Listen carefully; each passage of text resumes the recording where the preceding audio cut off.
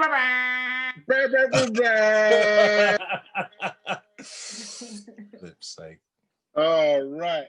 Okay. So nervous right now. I'm not gonna lie.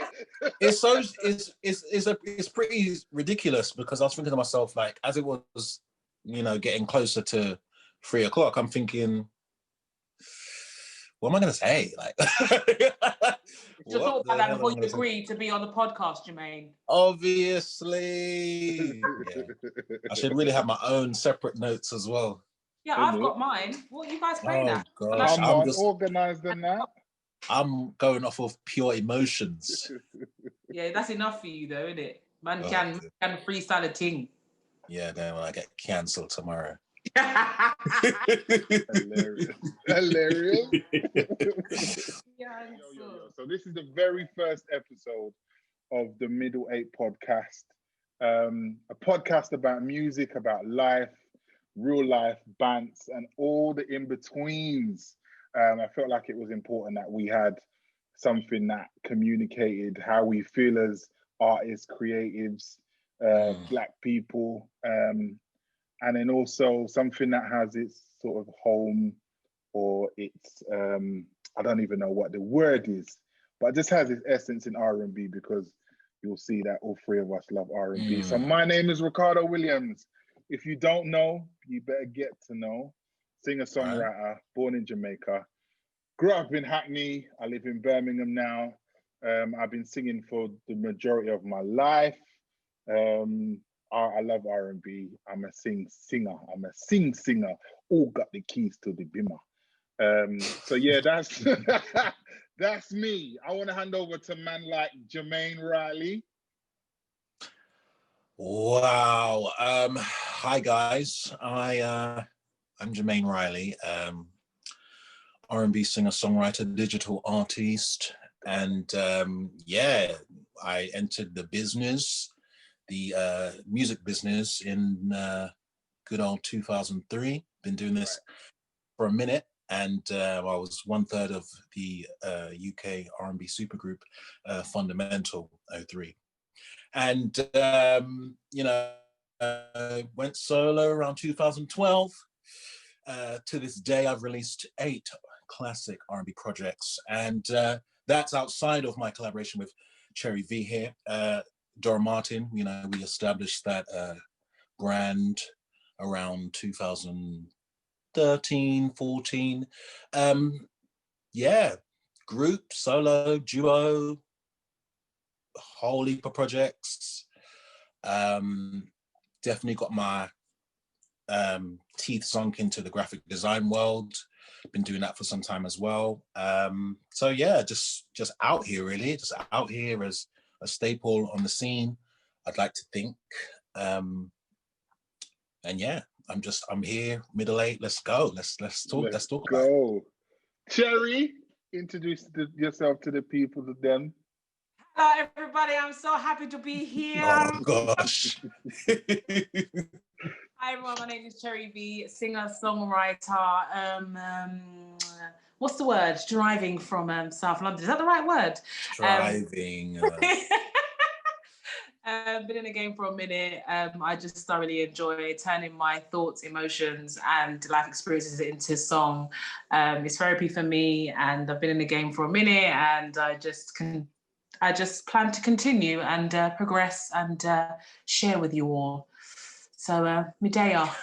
Cool. So listen, we got so much to talk about. There's so much has happened in between the time that we said we're going to do this and now. I think it will be good to just touch on one of the biggest things that's happened this year is this COVID-19, Corona, whatever you want to call him, and the impact it's had.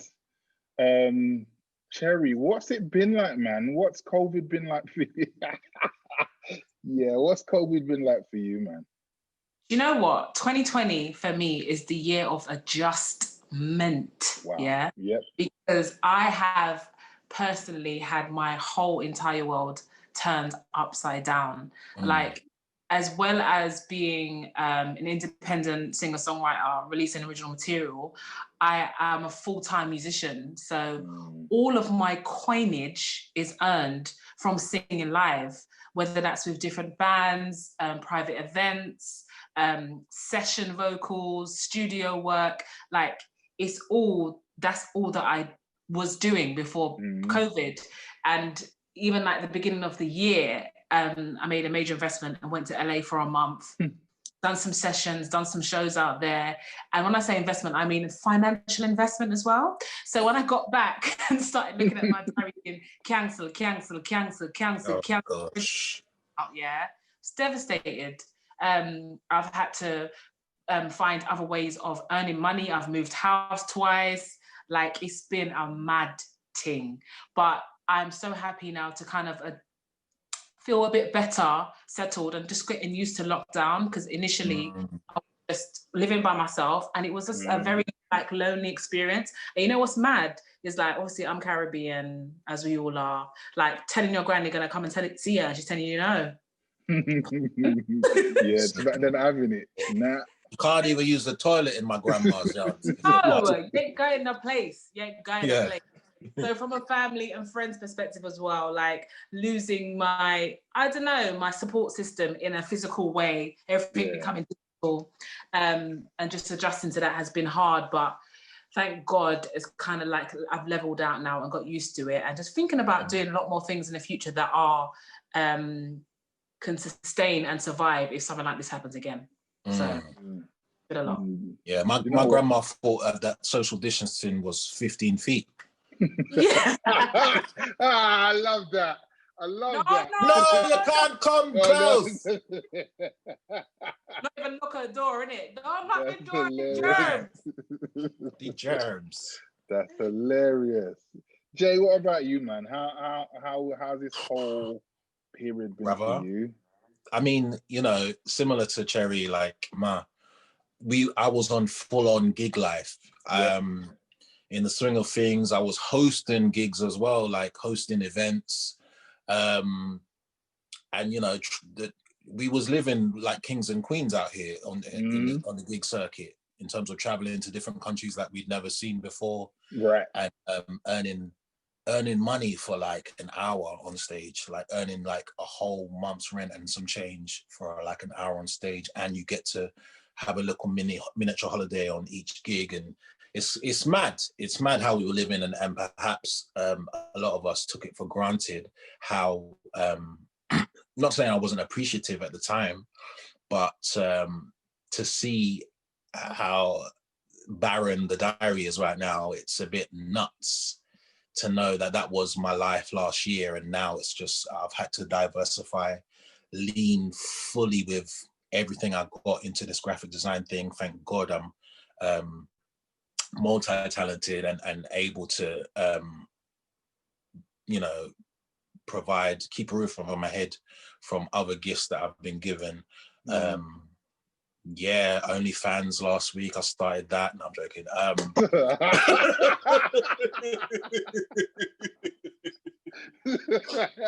Listen. You almost made me spit out my drink. I'm thinking, hey, it's been on a dap now, I'm joking. Yeah, I definitely come close to selling my body, but I've managed to, you know, stay above board on this graphic design thing. Thank God. And I had a gig, I think a gig snuck in like last month or the month before that. And it was just like realizing as well, like we were athletes on the stage, like how you have a whole COVID season, quarantining, maybe singing in your house, but not doing the active performing that we're used to doing. And realizing that, okay, like 3 songs in, I'm dying. Like before I was bodying, I'm all over the stage, jumping up and down, jumping off, coming back on, like had all the energy of like, you know, Usher or Beyonce, and now I'm, you know, fully out here, Sherman clomping on the stage. It's mad, like breathing heavy, like Homer, like it's mad. Even in rehearsal, rehearsal was like a wake-up call. Like we was all looking at each other like, guys, this is what we used to do on a regular basis, and now we're crap. But I say to everyone, my first like back into the swing of things. Hopefully, like fingers crossed, all the gigs come back for all of us, and it's going to take a good warming up period for me. I'm going to have to like jump back on the skipping, get that endurance up, and yeah, I mean that's all I've been. I've had like a couple sessions here and there, like writing for people, but the only thing that's, you know, making sure I'm not on these streets is the graphic design stuff. Like I've never been so grateful for that gift. I hear that, man. I think like you two, and definitely as Terry, I made an investment to go to LA as well at the beginning of the year. I went to come and see your show. I was there. Yeah. All based on what was going to go on in 2020. Like I had nice dates lined up, do you know what I mean? And I was like, you know what? Actually, I can make certain moves this year. Big plans. Come March or whenever they was like, you know what? Everything's getting locked off. I was devastated, man. I was looking at. We're gonna be honest, yeah. So I was looking at like my rent and my family, and like, wow, like I have money now for maybe 2.5, 3 months to like clear my bills, roof over my head. If I don't find work, I'm in trouble. You know what I mean? Like I'm in trouble. I've got a daughter and a wife that I need to look after.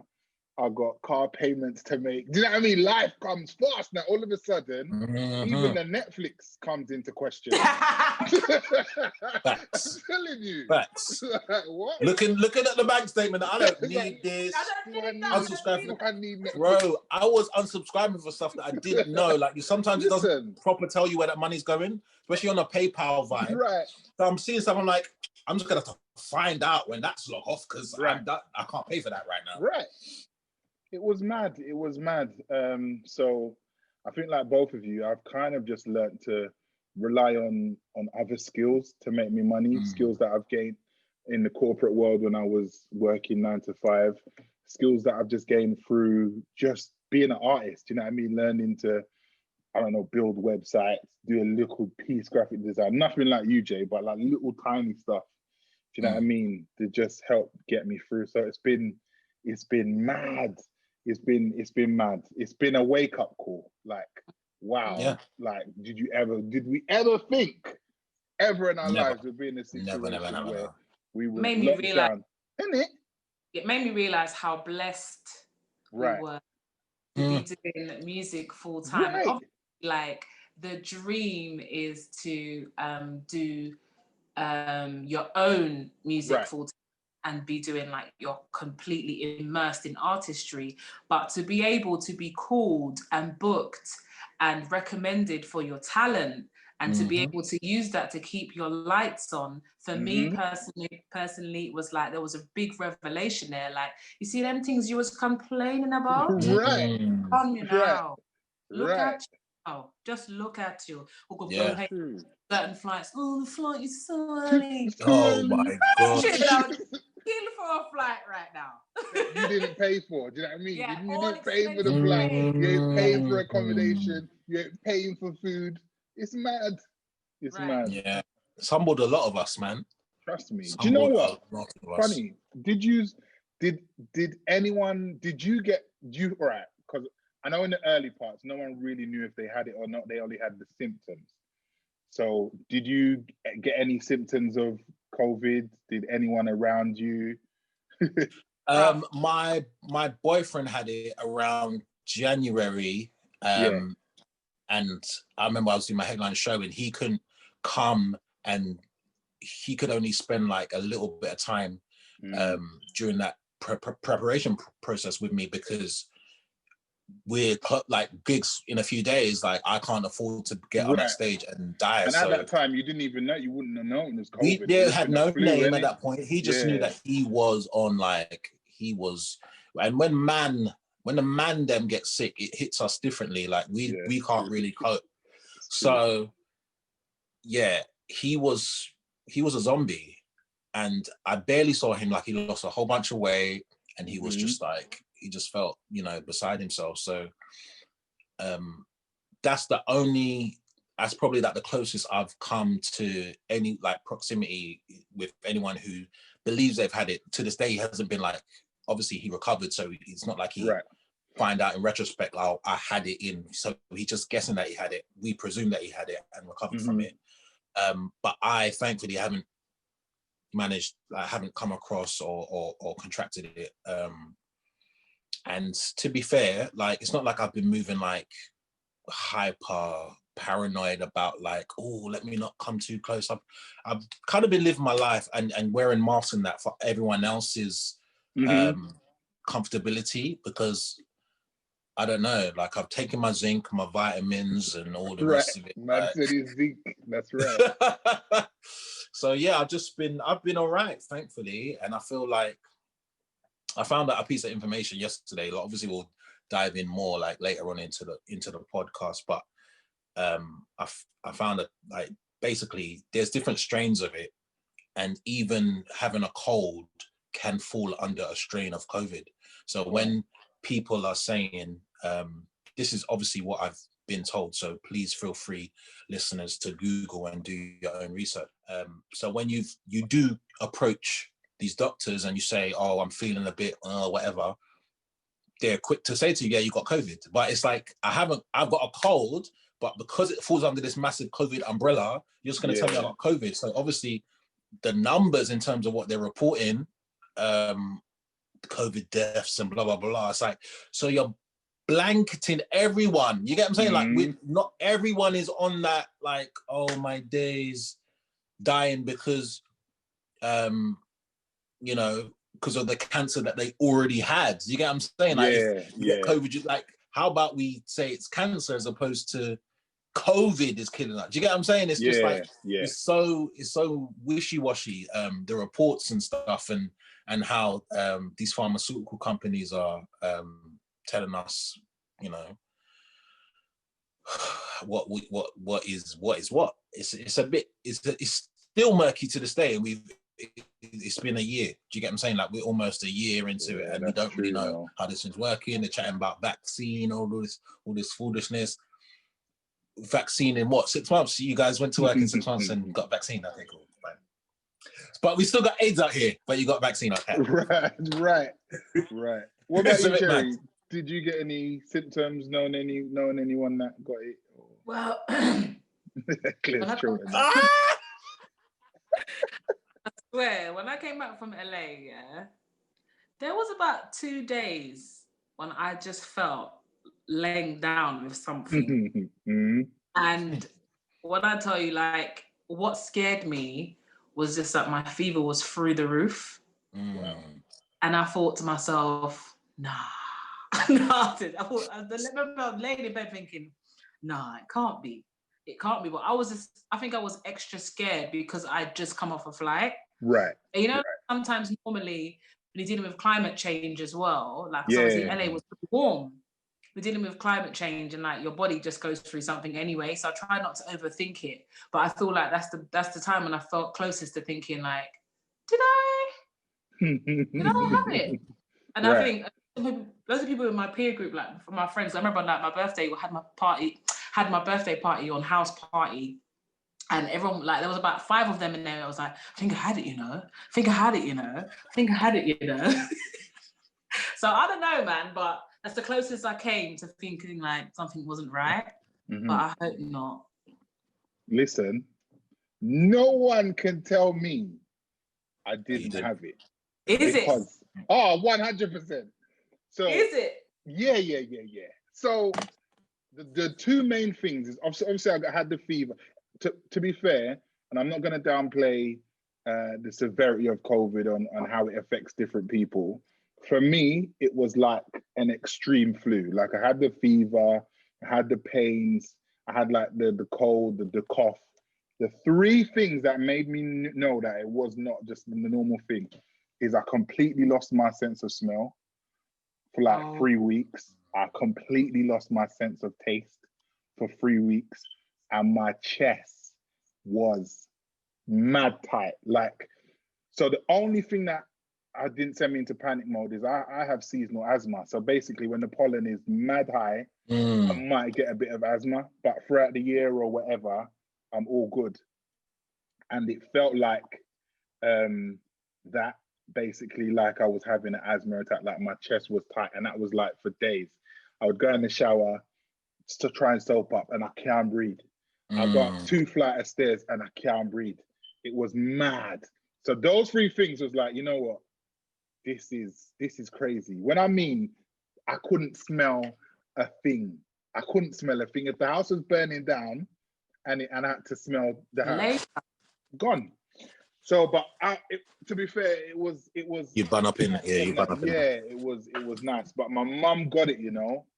My mum got it, and my mum was in hospital for 17 days. Wow. Ventilator, the whole shebang. Couldn't go visit her. At the first couple of days when she went in, they were like, actually, guys, it might get to a point where you're gonna need to come in and say what you need to say because it's looking bad. Yeah. And so after those conversations, anytime my sister called me, I was afraid. Like every time my phone rang, Jesus and Lord, it took my man. sister's name, I was like, is this the call? Is this the call now? So yeah, my mum got it, but she's a fighter. Yeah. Anyway, she 17 days, and she's one of them Jamaicans. So the minute like they were telling her certain things, she was like, "All right, I'm getting this herb and that herb and that my zinc." So before she went in, listen, before she went into the hospital, she got a whole bag full of whatever she needed and was doing that. But some of her stories were mad. She was saying like she was in one of the wards and like bed 5, the guy next to her died. Bed 6, the woman next to her died, and it weren't until like next day, like 8 hours, did they remove the body. So she's just laying there with 2 dead bodies either side of her. She said, in terms of her mental health, she said it was mad. She was like, she didn't care how she felt. She just felt like, I just need to get out of here because if I stay, I'm gonna die. Because all I'm seeing is death.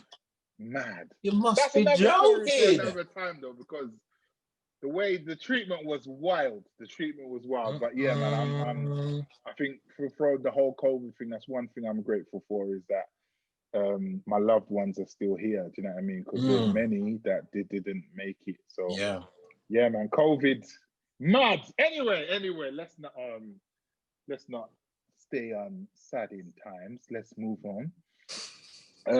Grammys. So you're staying on sad in times then?